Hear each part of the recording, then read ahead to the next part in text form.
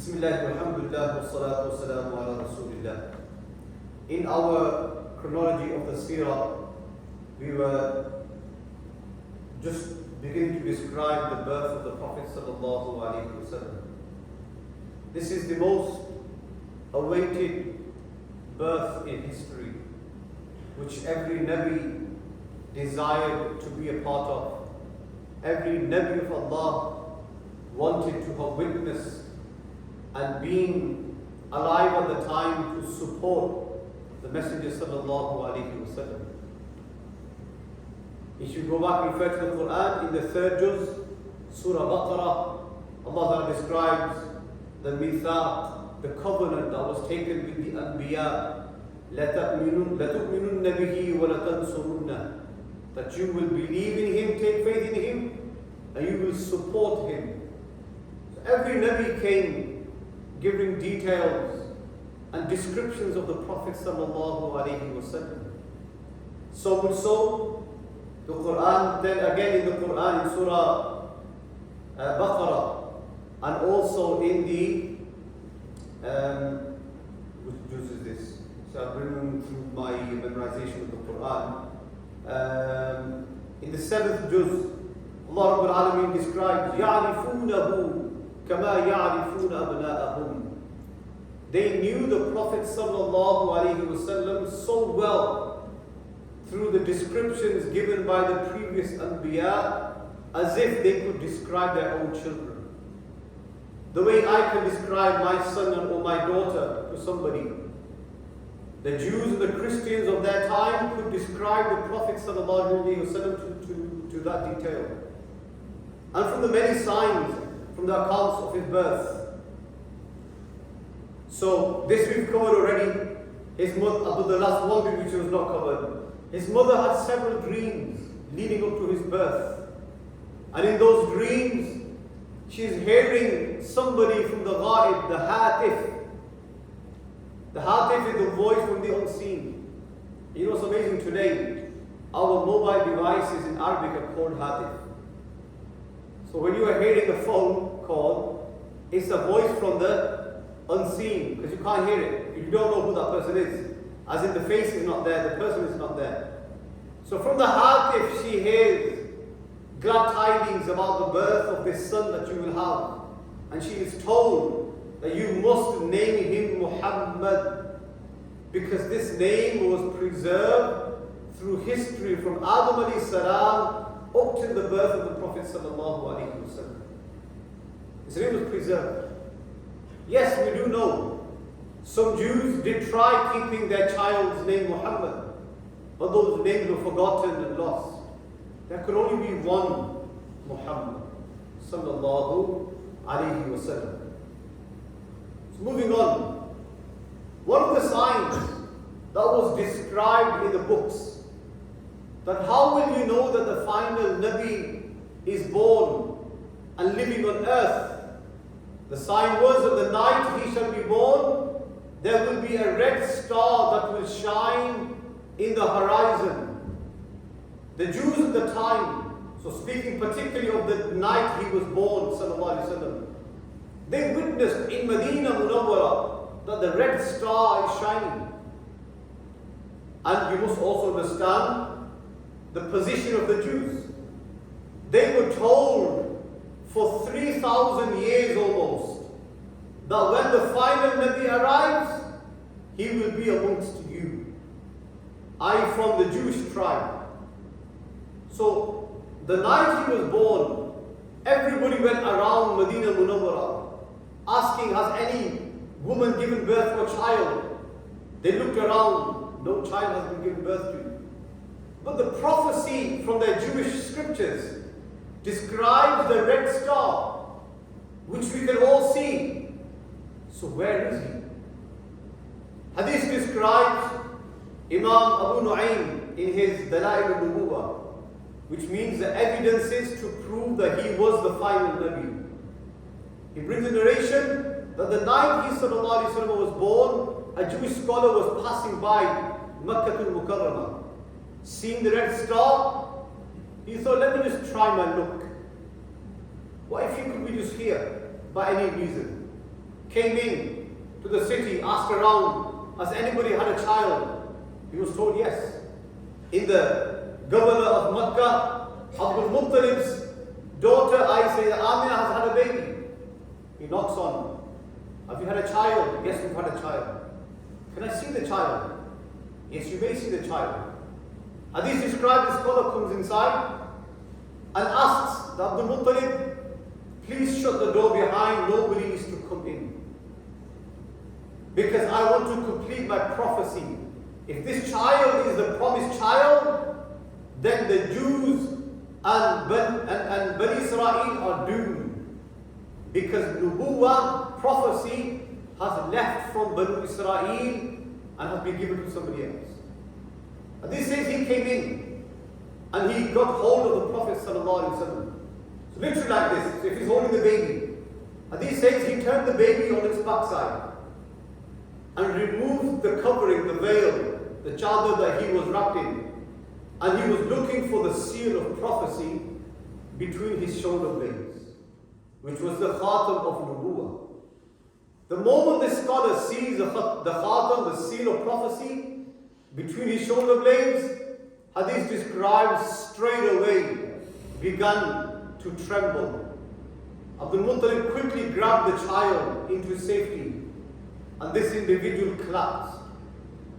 When he recovered, Abdul Muttalib asked, what happened? What is it that took you by such surprise and shock? He said, this just proves that he is the final Nabi that has been given birth to, and it proves that for many generations and thousands of years what we have been taught has been wrong. The final prophet was not born in Bani Israel. In fact, he was born from Bani Ismail. Again, if I will have an interactive board, I could describe to you how all the Jews and all the prophets, Christians, everybody came on one side of Ibrahim's family, alayhi salam. And on one side alone was the Prophet sallallahu alayhi wasallam. And this was the core reason why the Jews refused to accept the Prophet sallallahu alayhi wasallam. It was the envy in their hearts. That why did he not come from Bani Israel? The same style was witnessed in Mecca, the Jewish scholar, the breaking of the pot. And this describes the Arabs had a custom that they would put a pot, a handiya, on the child, that it will protect the child from the evil eye. A custom from the mushrikeen. Hadith describes when they put the pot on the Prophet sallallahu alaihi wasallam, it split straight away. Allah protected the Prophet sallallahu alaihi wasallam from ever taking part or being put in a position that he would take part in a tradition from the mushrikeen. He was protected from that way. Shaitan cried in the night the Prophet sallallahu alaihi wasallam was born. There are 4 times he cried.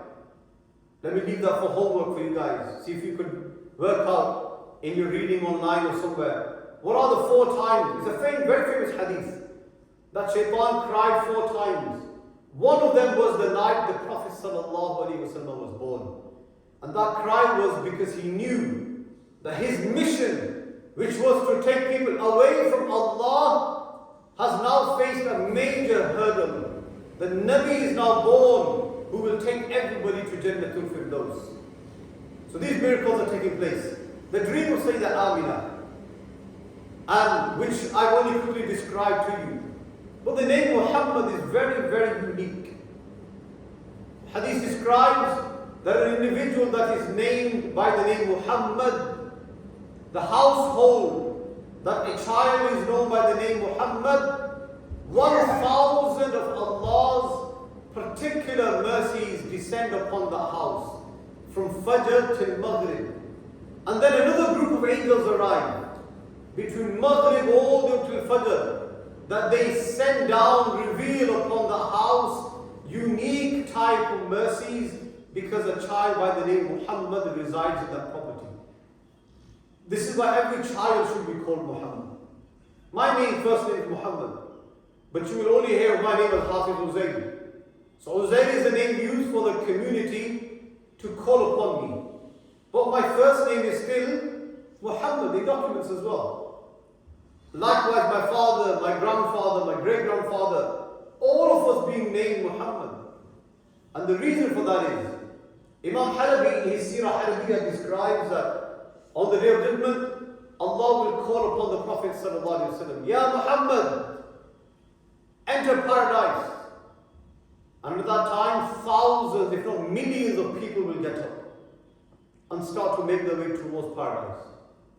Allah will ask them, hold on, I've not told you all to go. They will respond, Ya Allah, you call out to Muhammad. I'm Muhammad. The next one will say, I'm Muhammad, I'm Muhammad. Every one of them will describe that our names are Muhammad. And by virtue of our name being as the name of the Prophet ﷺ, Allah's mercy will grant every one of them paradise for keeping the name Muhammad. So this is something we should all engage in and make an effort that our sons and our daughters as well. So my daughter's name is Juwayriya. So I call her Juwayriya Muhammad.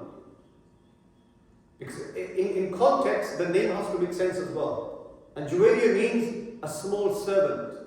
So Juwayriya to Muhammad when put together means a small servant of Muhammad sallallahu alaihi wasallam. So these are the things that you should be taking part in. We're moving on. So these are my slides from the my Seerah course that I deliver over 2 years, in fact. I think last time when we completed it, it was about 120 hours of teaching. Here I've only got 15 hours, minus the day we missed. So 14 hours, I don't know how I'm going to cover all of this detail. But the birth of the best of creation, sallallahu alaihi wasallam. As he is born, alayhi salatu wasalam, we know that the news spread very quickly. See that Amina's experience of the pregnancy, we described that he was born circumcised. She saw the palaces of Syria, the nur that was emitting from her body. All of this detail we've gone through. But the one thing that I did want to mention from here, that on the night that he sallallahu alaihi wasallam was born, the fire of Nimrud, the fire in Persia that has been burning for 1,000 years, that night, that fire was extinguished. That very night, when we saw the pillars of Kisra that fell to the ground, there used to be a river of Shamawa outside of Arabia that had been running for so long. That river had stopped just before the birth of the Prophet ﷺ. That very night, that community was blessed through his birth, that river began flowing again. The idols that were displayed around the Kaaba fell to the ground. All of these miracles were witnessed and seen by the people of that time. And these are, I'm referring to them as miracles. Please, I do apologize for the fact that I'm speeding through this. But if you're making notes, inshallah, this will be highly beneficial for you. So we have what we call irhas, the first one here. Before claiming nubuwwah, everything that I shall describe to you in today and tomorrow's lecture, especially the miracles that the Prophet ﷺ performed before receiving the first revelation, they are called an irhas. And any miracle performed after the first revelation, they are called a mu'jiza. And most commonly, you've heard the term mu'jiza, haven't you? What's the difference between the two? So, please know the difference. Irhas and miracle are both done miraculously by a Nabi. But a miracle and mu'jiza is done in order to convince people of the religion, of the faith.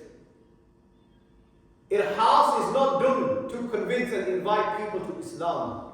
It's just supernaturally happening. So, if you flip the coin, look at it from the other side, from the other angle, if you reject a mu'jiza, then you are rejecting the Prophet, which leads to kufr. Whereas an irhas, if you reject an irhas, you're not rejecting the Nabi.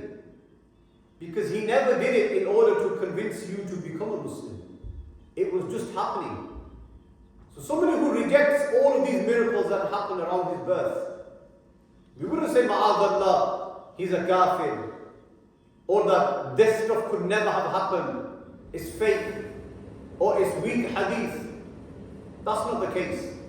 We say, he's still a Muslim, but yes, you don't have to believe in every one of them. And the people of the time that saw these things happening, they rejected many of them, or did not understand the wisdom behind them. So we leave it to Allah Rabbul Alameen. A mu'jiza is something a prophet does, which he has to do. Anybody that today claims to be a prophet, by default, he must perform a miracle in order to prove that he is a Nabi sent by Allah, with a power that no other person has. And of course, if he's doing black magic or whatever he's up to, we leave that with Allah Rabbul Alameen. The next slide, Bismillah, is describing the mothers that gave birth, that fed the Prophet Sallallahu Alaihi Wasallam. In fact, one thing I should also mention is that when the Prophet Sallallahu Alaihi Wasallam was born, he inherited from his father. What did he inherit from his father? Often the works of Seerah that I've seen bypass this subject and don't mention that when Hazrat Abdullah radiallahu anh passed away, what did he leave behind for his son that he inherited? Hadith describes that Nabi Sallallahu Alaihi Wasallam inherited 5 camels, a few sheep, and a female slave, who was then in the khidmah of the Prophet Sallallahu Alaihi Wasallam for his entire life. Her name was Ayman, of the slave girl. And she, subhanAllah, she outlived the Prophet Sallallahu Alaihi Wasallam. She was in her teens when she was in the khidmah of the Prophet Sallallahu Alaihi Wasallam as a baby. And she passes away after the Prophet Sallallahu Alaihi Wasallam. And I'll mention that in fact I should mention it now, because we may not go back to discussing Ayman radiallahu anha. Ayman radiallahu anha is that woman that the Prophet used to call her Ayman Ummi. She is my mother. Because she was in the khidmah, in the service of the Prophet Sallallahu Alaihi Wasallam, all the way up till the age when he married Sayyidah Khadija and then moved into her home. She then became independent. She stayed with the Prophet Sallallahu Alaihi Wasallam. She also migrated to Medina Munawwara. And the hadith describes that after the Prophet Sallallahu Alaihi Wasallam passed away, the Sahaba would often go to sit with her and ask her to share stories of the Prophet Sallallahu Alaihi Wasallam's childhood. And a lot of this detail we find from Ayman radiallahu anha. Who are the mothers that milked the Prophet Sallallahu Alaihi Wasallam? We have of course Sayyidah Amina radiallahu anha, who gave birth to the Prophet Sallallahu Alaihi Wasallam. We have Thuwayba radiallahu anha, who also fed the Prophet Sallallahu Alaihi Wasallam, and Sayyidah Halima Sa'diya radiallahu anha. These 3 women are fortunate enough that from the entire globe, the women that were alive at that time, only these 3 women directly fed the Prophet Sallallahu Alaihi Wasallam. And this is a huge subject, by the way. Don't take this lightly. So what if they fed the Prophet? You know, we have the story of Musa alayhi salam in the 90th juz we recited in Taraweeh, where Allah Rabbul Alameen did not allow any of the women from the palace of Pharaoh to feed Musa alayhi salam. Allah preserved and protects the Nabi in such a way that only women suitable to feed a Nabi are allowed to feed that Nabi. Because milk is what becomes the bone marrow. It becomes the making of a child and the growth of a child. So can you imagine how pure these women must be to be feeding the most pure Nabi, who we discussed was a nur from Allah Rabbul Alameen. Sayyidah Thuwayba. Who is Sayyidah Thuwayba? Thuwayba was a slave of Abu Jahl. and of Abu Lahab. And she was a woman that Abu Lahab, we have a surah in the Quran, Surah Lahab, Tabbat Yada Abi Lahab wa Tab. When Abu Lahab found out that the Prophet ﷺ was born, that he's had a nephew, but he's an orphan, and my brother Abdullah has had a baby boy, Abu Lahab instantly freed Thuwayba. Go and feed him. So she went and fed the Prophet ﷺ. Halima Sa'di. What's the story with the Halima Sa'di? SubhanAllah, it's a name which even today you'll find in every other Muslim family, you will find the name Halima. My mother's called Halima. And the Muslims love this name for the reason that she was from the mothers of the Prophet ﷺ. In Arab custom, wet nursing was a common practice which was done to preserve language, health, and for the right upbringing of a child in a natural atmosphere, in the wild, in the mountains, to be living a life amongst people of the village who spoke the most pure form of Arabic language. And the nearest place to Makkah Mukarramah was Banu Saad. And today, it's something you could go and visit today as well. As you know, the visa restrictions are more relaxed now in Arabia. So you'll find taxi drivers that are willing to take you to Banu Saad. Take your families, take your children when you go. Show them this is where the Prophet ﷺ spent 4 years of his early 4 years of his life. He was there for 4 years. At the moment, there's nothing that exists there. But it's really emotional if you know the significance of the place. That as a young child, my Nabi ﷺ used to run around in this area. He used to play here. There's a well that's known today to be the well for that community. It's still available. Can you imagine how many times the Prophet ﷺ would have gone to that well? Would have been stood there? The Nabi of Allah spending time there, and you are fortunate to be spending time there as well? Allahu Akbar. Halima Sa'diya came to Makkah Mukarramah upon invite from Abdul Muttalib. He requested for women who were lactating, who've had a child in the recent 2 years, to come to Makkah and take away some of our children that have been given birth to for their right upbringing in Banu Saad, in your most pure village. Halima Sa'diya was the last to arrive because her donkey was the weakest. She arrived with her husband Harith. When they came to Makkah, the other colleagues and friends of Halima Sa'diya had already gone to the houses and taken from them. But everybody declined Amina's baby. Why would they decline to say that Amina's child? Because when they knocked on, have you got a child? Yes, we have. Where's the father? There is no father. So they decline straight away. Because financially, if you think about it, if it's a widow, a single mother, how much could she possibly pay you for your service? So she was declined, turned down. Now forget this family. Not going to get much out of them. Go to another one.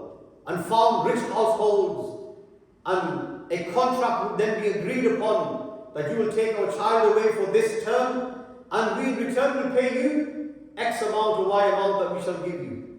When they came to say the Aminas and found out that it's an orphan child, there's no father, that was the main reason for decline. A second reason mentioned in the books of Seerah, Seerah Halabiyah, Imam Halabi describes this, that they were put to the test. That if a child felt comfortable in the arms of a woman, the mother and father would know that it's okay, this child has a fondness with this woman, maybe it's the right woman for this child. When these women picked up the Prophet ﷺ, he refused to feed from them. He would turn his face away. Not interested. So the mother, say that Amina, Abdul Muttalib would know there isn't a fondness. And would respectfully say, please, we decline, make your way. When Halima Sa'diya arrived, by then all the women have taken I'll call it the rich kids. But when they come to Amina's house, they find that he's an orphan. Father's not there.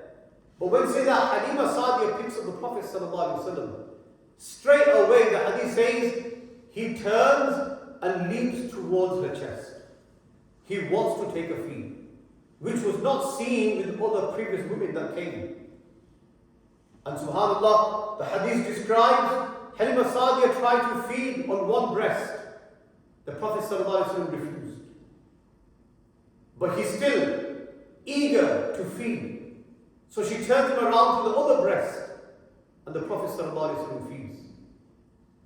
Halima Sa'diya then noticed that when every time he feeds, he only feeds from one side and not the other side.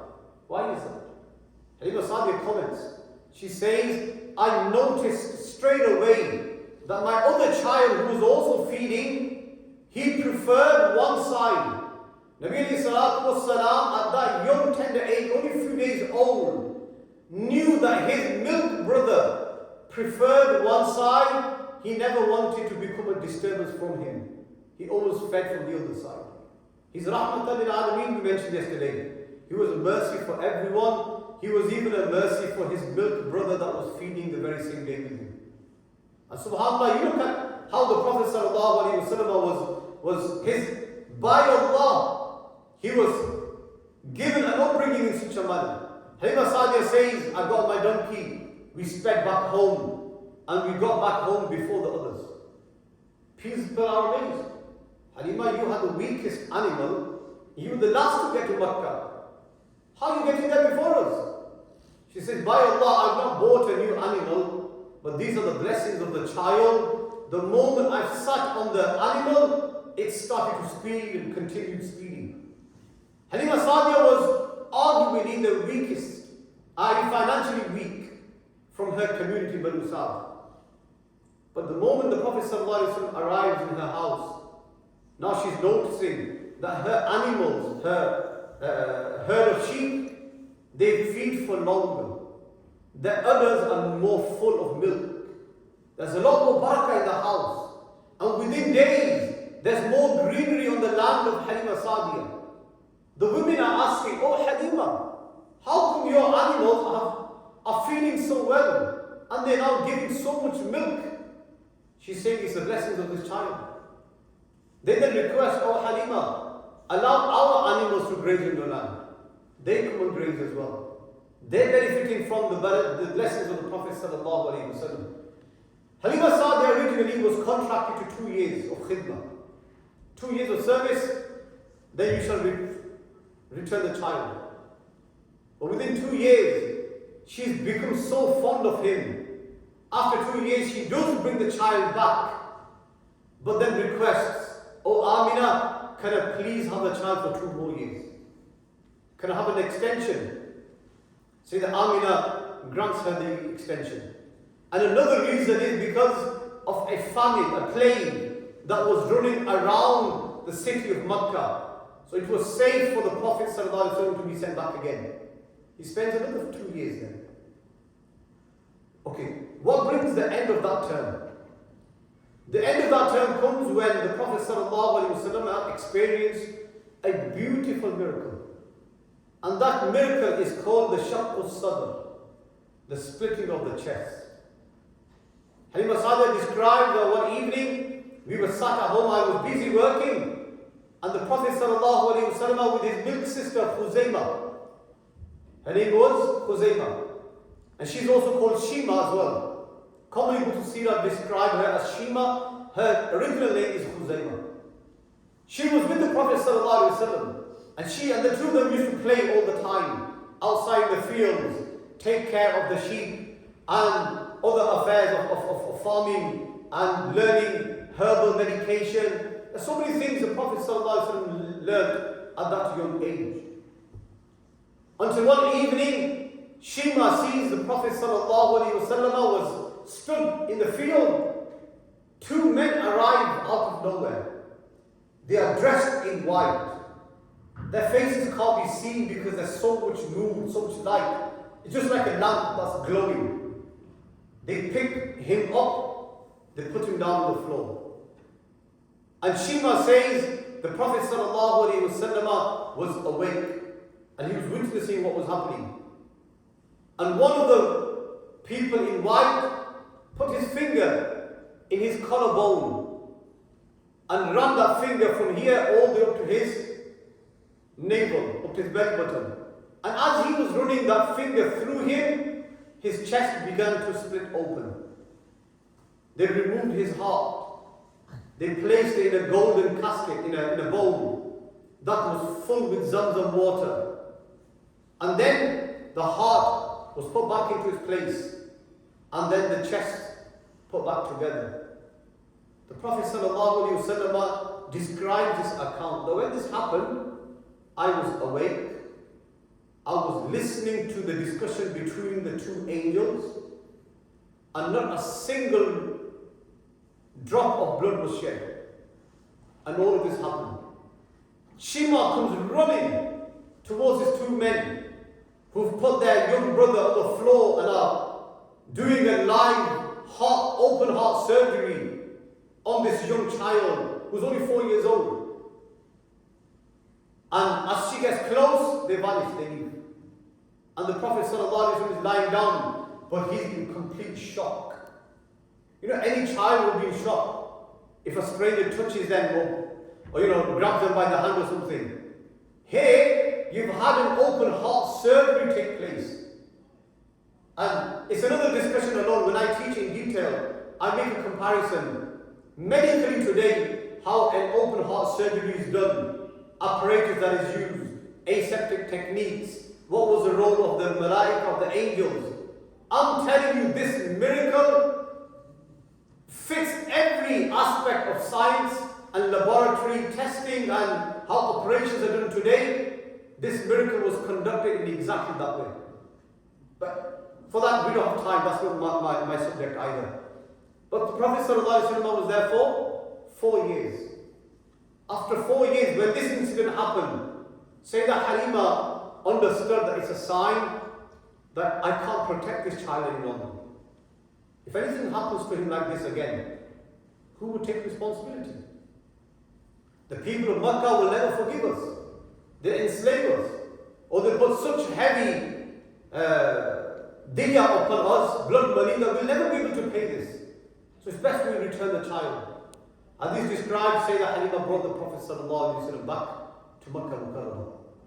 That is one of the few of the things. Sayyidah Thuwayba, we mentioned it as well. The miracles that Halima Sa'diyah saw at the hands of the Prophet ﷺ, and further details.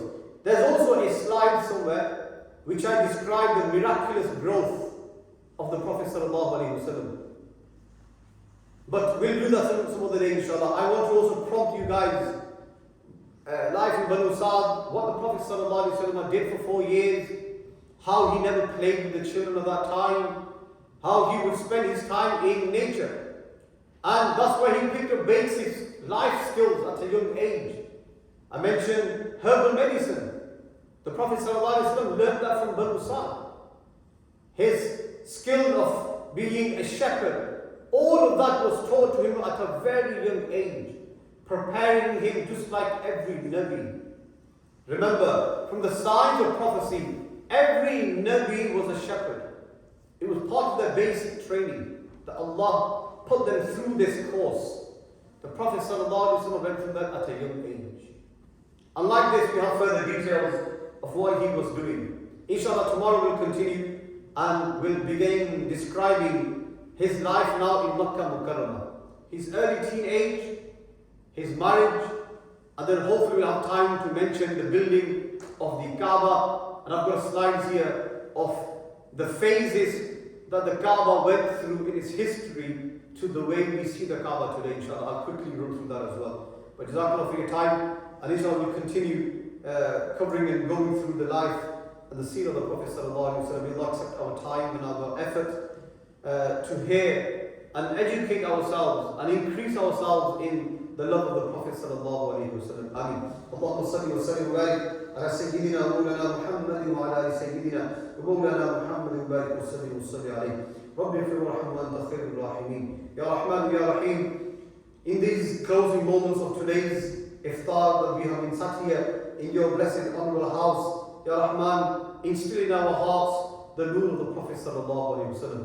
Instill in our hearts the love and the yearning for the Messenger alayhi salatu wasalam. Increase us in our love and our understanding of the Messenger alayhi salatu wasalam. Learning and hearing of all these miracles increases our iman and our love for the Messenger alayhi salatu wasalam. Ya Rabbi, may we become true lovers and may we display our love for the Prophet sallallahu alayhi wasallam through our actions. Ya Rahman, accept all these brothers that do make an effort to sit here every evening, that you accept these a'mal and make these moments worthy of our forgiveness on the day of judgment. ربنا اتمم لنا نورنا واغفر لنا انك على كل شيء قدير وصلى الله تعالى على رسوله محمد وعلى اله وصحبه اجمعين امين يا رب العالمين لا اله الا الله.